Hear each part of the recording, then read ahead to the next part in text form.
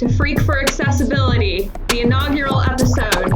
My name is Jules Good. I'm very excited to be here with Clay Gregory, who is the owner and operator of The Queer Stitch, and we're going to be talking about accessible clothing and tailoring and all kinds of cool stuff with accessible fashion, which I think is just so cool. So welcome, Clay. Thank you for being here.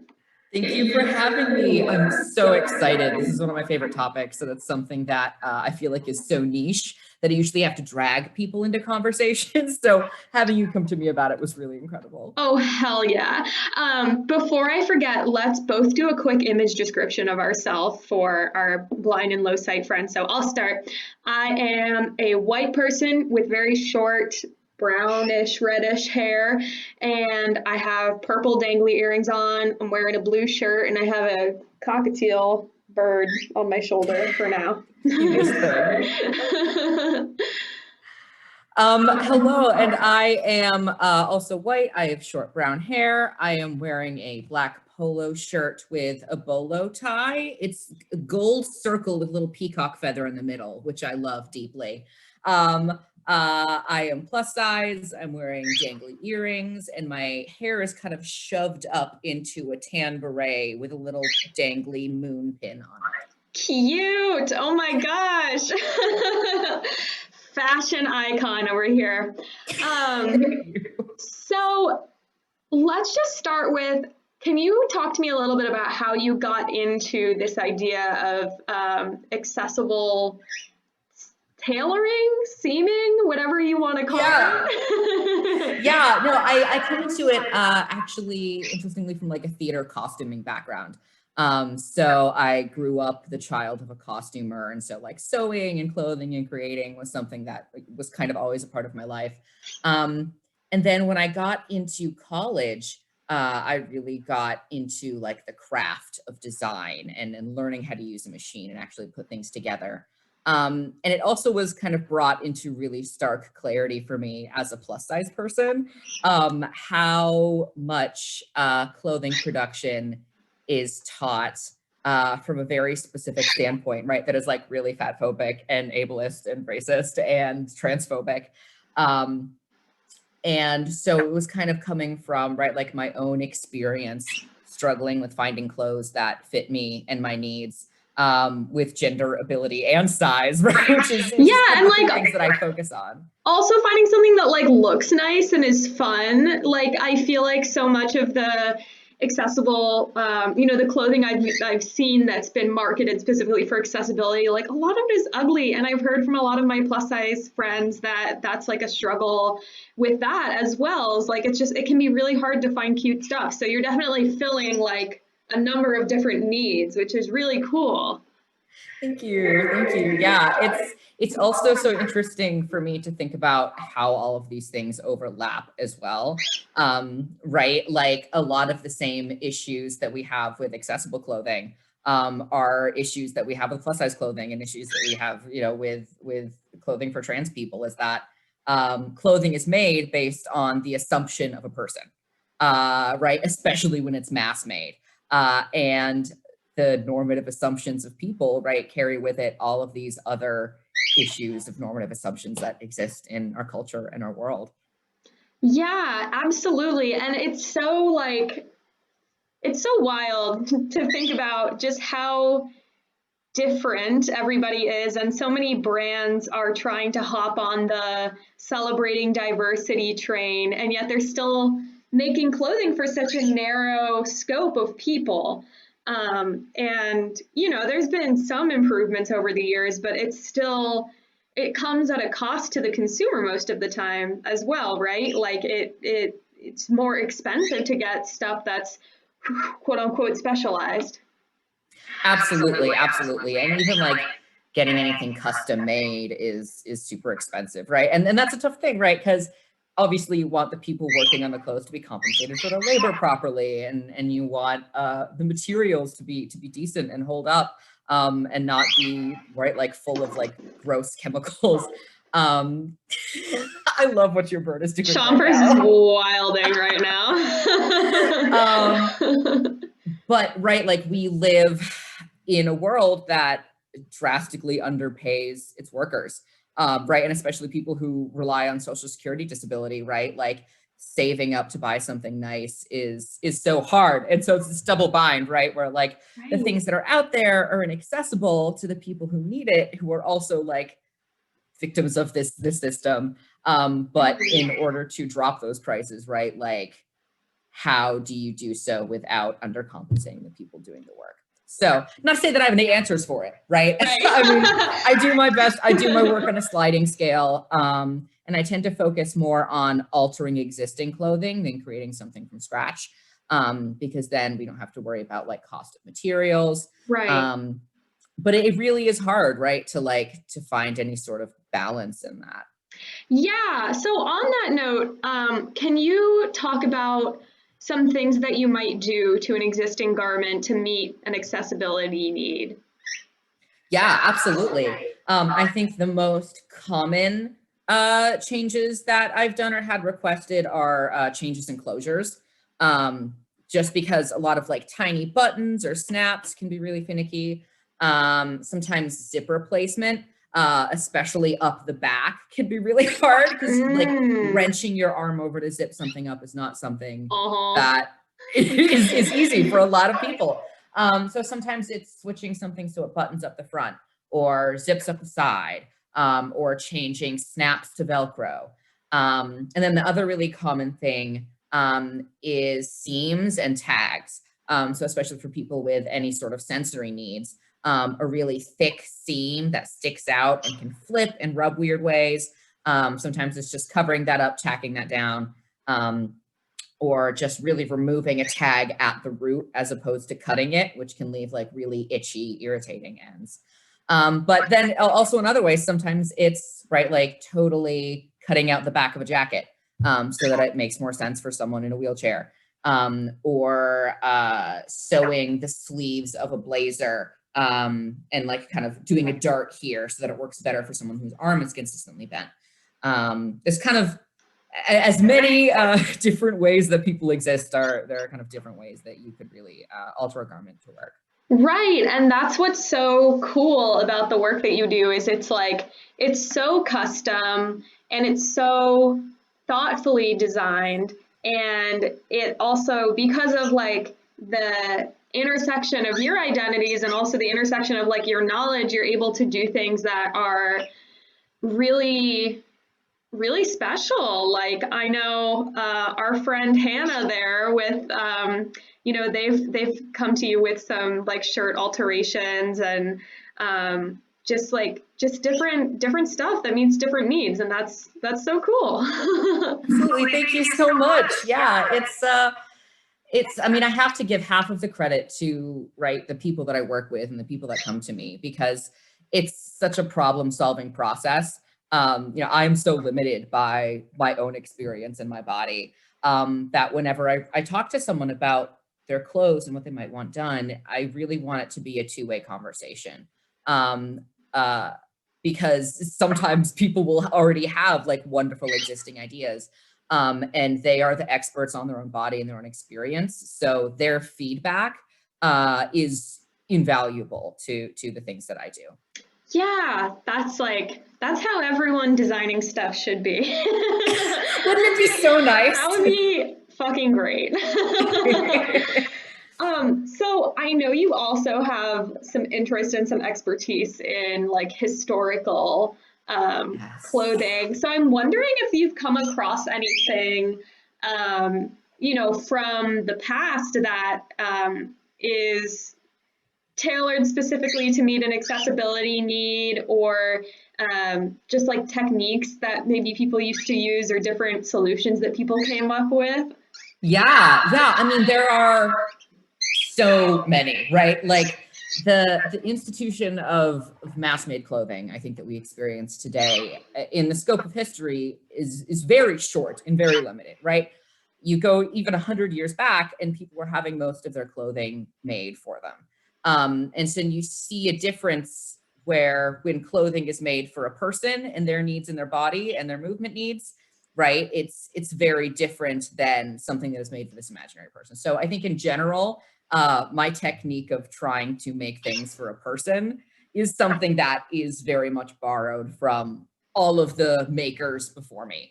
And additionally, right, like clothes in a modern context are really made for a standing body, right? And stretchy fabrics have made it so that, you know, it's easier to go from like sitting to standing in a pair of pants. But I'm sure everyone kind of has an experience of, you know, you have a pair of pants that fit you great when you're standing, but the minute you sit, it's super painful and uncomfortable. Yeah, and then that, like, I always see guys, for some reason, I've never had to do this with my pants, but like when if they're wearing like slacks and they sit down, they like pull up like the pants at the thigh a little bit so they're not like squeezing the crotch area. Yep. It's just I've had to do that even with just having large thighs, right? Like it's and that is something that hasn't always been the case, right? If we look especially at 19th century European fashion, which is kind of my specialty. And I'm sure that someone, I think, more competent in global clothing history would be able to give you a billion more examples. But with my expertise, right, 19th century European fashion, pants were designed and cut to be most comfortable on a sitting body, because the most strenuous thing that the average person had to do, right, would be like sitting at work or doing labor that required a lot of bending, or riding a horse. And so the pants were cut specifically to give the most space around the backside of the butt and the thighs, and how they change into that shape when you sit. And in the modern sense, when people look at like extant garments of this, they're kind of called like diaper butt pants, because there's a lot more room in the butt. It's so funny. I've seen some people trying on historic clothing and be like, wow, they gave me so much more room for my butt that I actually need. Is it like mom jeans kind of? Yes and no. It's even more than mom jeans, I That's would amazing. say. Like, take mom jeans and bring them up a notch. And mom jeans are so comfortable, right? And like mom jeans are like coming back in, honestly. Like that's become like, I'm seeing mom jeans at Forever 21 and whatever, you know? Yeah, absolutely. But yeah, so I've really thought about how to use, right, like these historic patterns for pants made for the sitting body, and how we could apply that today to wheelchair users, or people who generally spend most of their time in bed, right? Like, how could these patterns be adapted so that pants are most comfortable while sitting? And there are definitely like companies out there that are doing that and are making clothing like specifically for wheelchair users, whether it be full-time or ambulatory. But they're also often just kind of rough stylistically. They're not great. Yeah, they're not hot. Like they're not hot. I'm gonna tell you that right now. Yeah. And then I think kind of on a similar vein, and this is getting to be a long tangent, so feel free to stop me. No, we love tangents. But during that kind of same time period, like late 18th, early 19th century, you get, for women's clothing, kind of the Marie Antoinette silhouette with these huge panniers, like hip pieces, which meant that clothes were cut, bodices specifically, with the elbow kind of at an angle. Is because their hands would never be straight down by their sides. Right, because the skirt is so big. It's like a birthday cake on a person. Yeah. And so they cut it so that the arm would be, you know, not quite 45, but kind of getting close to a 45-degree angle, which is also super applicable to wheelchair users today, right? Like I've talked to people who specifically have a lot of complaints about blazers and jackets and really structured garments, because they wrinkle and clump right in the elbow. And especially if you have any other kind of like sensory needs, that can get really uncomfortable throughout the day. And also it just doesn't lay nicely the way you might want it to. So that's something that I definitely like haven't had the chance to incorporate too much yet, but in the future I would love to work more with finding these historic garments and seeing how they would work in the context of disability justice and like making clothes for all different types of people. Yeah, dang, that's so cool. I'm also wondering, you know, I can see how sometimes like if there's an accessibility need and also like a I don't know what else to call it other than a gender need, like Yep. a way to alter a piece of clothing so it feels more gender affirming for a person. Have you ever been in situations where those needs kind of like conflict and you have to come up with like a creative solution? I've theorized this with a lot of people. I think due to the pandemic, unfortunately, I haven't had the chance to do as much of this work in person as I would like. But yeah, I mean, absolutely. There are situations, right, where I think that we were talking about just this the other day, where binders can be really hard for people to get on. Yeah, Because you have to fight with them. oh my God. And I like, yeah, I was telling you, like, I have my shoulders like dislocate. And so putting a binder on is like a nightmare because I'm just like popping my shoulder back into place after I put it on. And it's just not a garment that is like conducive to comfort or anything really other than making you more flat. Yeah, absolutely. And it also was just like very tight and uncomfortable on the body. And if you have any sort of like breathing issues or problems with your ribs, like it can be a really tough garment. And so I think the core of it is really just getting creative with problem solving. Right. So if you can't get the base layer that compresses to work, how do you structure the upper layers then to hide that? Right? Is it about just kind of cutting the bodice with more room so that it hangs differently? Or is it about like rethinking how that structured undergarment would be made, right? Like maybe putting closures on it. There is this wonderful person, I follow on TikTok. I think their username is the Wood Mother, but forgive me if I'm wrong. Who was making these really cool binders that laced up the front and were kind of in the style of an Elizabethan bodice. Right? And so you could kind of tighten it and loosen it to your needs at the moment, you know, whether you needed a little more breathing room or wanted to be a little more compressed. And because it was using like natural materials like cotton and linen, it really stretches to and conforms to the body as opposed to kind of forcing it into shape in a painful way. So yeah, I mean, whenever things sorry, whenever things conflict, it really is just about getting creative and problem solving and trying things until you find something that works. Yeah, man, that's so interesting. And I think it's like the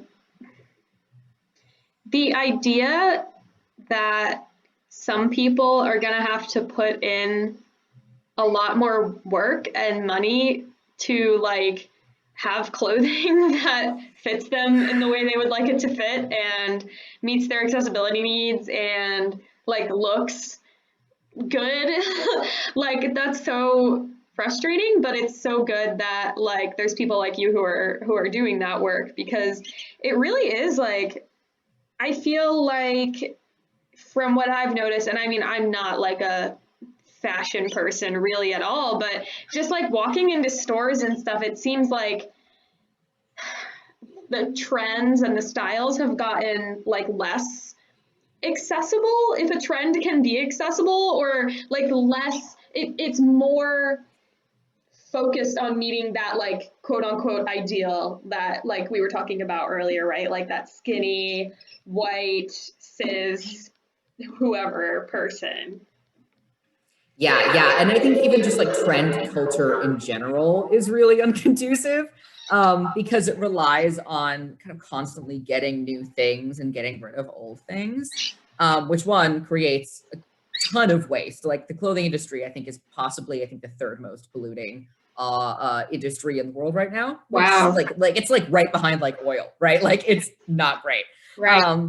But also, right, it multiplies the necessity to pour more and more money into your clothes, especially as, right, like a disabled person or trans person who needs things altered, right? Because yeah, maybe you got your pants from 3 seasons ago altered to fit you, but now with this new trend, right, like there's this pressure to get new pants and like then you have to go through the whole process again.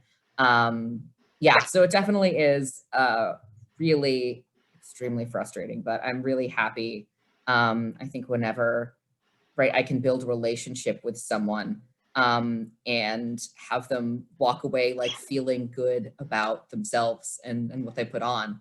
Right, because like clothes are such an integral experience to being in a body, right? I know that there are some like models of talking about disability that talk about like the body mind, right? Like not separating your experience in your body from your experience in your mind, because for a lot of people, those things aren't separable and it doesn't make sense, right? Like you're not defined by your disability, but it does in many ways like define your experience. Absolutely. And I think that clothing is such a powerful expression and representation of the body mind, because it is something that goes on your body, right? So it is an inherently physical experience. And in many ways, you have to kind of like grapple with the things that you like and don't like about your body and the way it functions while doing it. But the decisions you make about the clothing you put on are so internal and so much about like you, as a person. And what you like and dislike and what you want to portray about yourself. And I think that's one of the reasons why I love it so much. I think it's a form of expression and just something that I can talk about with people because it's so integrated into both of those experiences. Yeah, absolutely. And like the ability to have choice is can be really limited when you have these, you know, special quote unquote needs like for your clothing or whatever. And I feel like, I mean, I've seen in the last couple of years, like disabled models who are just like showing all of these different ways to express, you know, yourself through clothing or through like, I mean, I honestly think that like for me, my hearing aids and like mobility devices can almost be like another fashion statement, right? Like I've seen people who like deck out their wheelchairs, and I have some friends who make like skins for hearing aids and cochlear implants that are like sparkly and stuff. And I just I love it. And so it's interesting because I find that the people in our communities are some of the most creative people, and yet can be so limited in their expression because of the way that the clothing industry is. I'm curious to know, I mean, obviously we've talked about how accessibility is such like an individual thing and everybody has like individual needs, but what do you think clothing brands could be doing just in general to take steps towards being more accessible or more, you know, trans friendly, fat friendly, all of that stuff? Yeah, I mean, gosh, that is such a big question, right? Because the answer is a billion things. You can be doing a lot of things.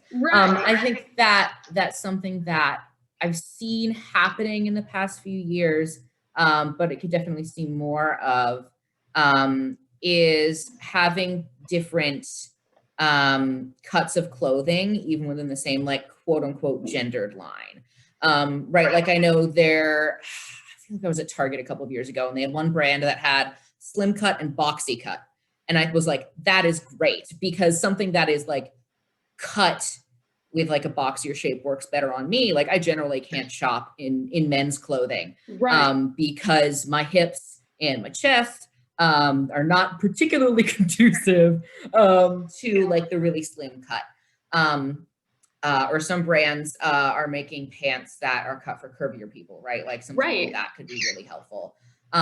You know, and look into what clothing brands are doing for accessibility, right? For wheelchair users, and really think about the closures that you're using and the placement of those closures, and create things with different options for people, right? It's not necessarily that you need to have the same shirt in every different cut and every different closure style, but like really try and diversify the types of clothes that you were putting out.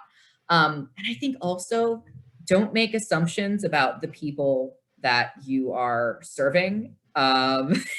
Right? Like we see this issue a lot in my own experience in plus size clothing, right? It's like, oh, you're plus size, you must only want to wear peplum tops or like sheer baggy, like, you know, right? It's the assumption that you don't want to wear loud colors. Right, or big patterns, or yeah. Exactly, like because you're plus size or because you're disabled, you should want to like hide these things and blend into the background. Like that is a really frustrating assumption that all of these companies, I think kind of across the board, tend to make. But also kind of falls into, right, like have options. Like don't just keep putting out the same thing in different colors and maybe slightly different styles, right? Like really try and do things differently and also take feedback. Yeah. Yeah. Like actually listen to people when they say things. Right? Because even with all my experience as someone who sews and my experience in myself, right? Like, as I said, there's only so much I can recommend based on my own experience. But if you have a customer base that's saying, hey, I love that you, right, like make clothes that I can get on easy. I would also love if you would make clothes that were interesting. You know, like maybe try it out. I would love if you made clothes that didn't suck. Yeah, right. Like if it wasn't just 8 different types of beige, that would be great for me personally. That's so true. And that's something even like, oh my gosh, that's something we talk about in the deaf community all the time, how hearing aids, it's like, it's assumed that people want to hide their hearing aids, like, and have it blend in with their hair or their skin. And I'm like, no, give me a sparkly pink fucking hearing aid. Like that's what I want. And like, you can only, get them if you're shopping like the children's line of hearing aid models, which I think is ridiculous. I'm like, I just want to be sparkly and like crazy because that's how I am. Exactly. Well, and I bet there's also right, like issues there of like assumptions of like what is a nude skin color too, right? Yeah. Which is something that we see in clothing a lot, but I'm sure very much carries over, right? Where like nude colors are very much for a very specific and white skin tone, right? Because like people of color aren't really considered by these companies. Oh yeah, I had a friend who's Black who was getting fitted for hearing aids, and the audiologist who was fitting her was like, hey, do you want like a nude color? And she was like, oh yeah, sure. And he brought her like this nude, like white people nude. I was like, do you not understand what nude means? It's not, do you, what? Just say beige. Just say beige. Like, Jesus Christ.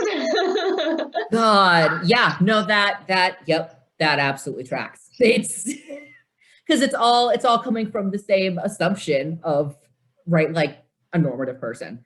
Yeah. And honestly, like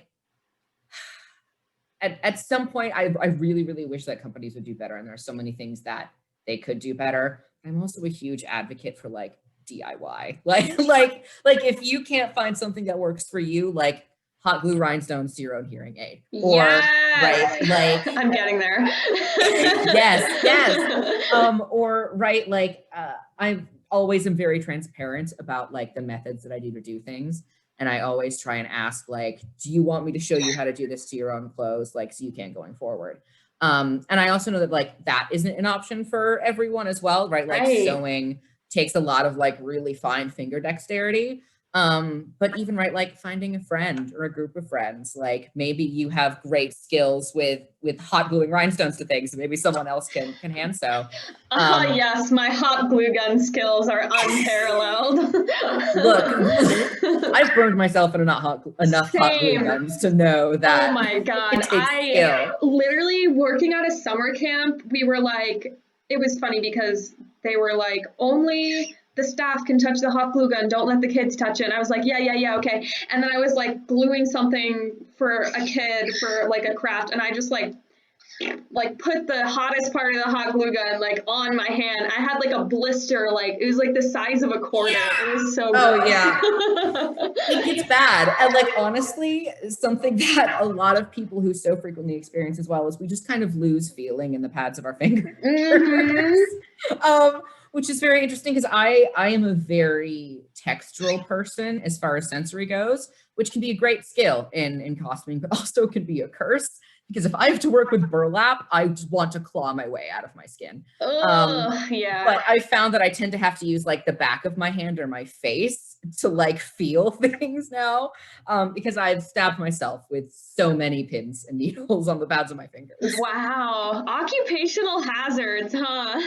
Yes. But like, I don't know. I love what I do, so I can't complain that much. Yeah, that's so awesome. And that's like, I think it's so, that's like really one of my goals with doing this podcast is like talking to people who are like doing what they love in like at least partially an accessibility context and are, just like effective at like working with the disabled community. Like that's so important. And you can tell when somebody like really loves what they do, and that's awesome.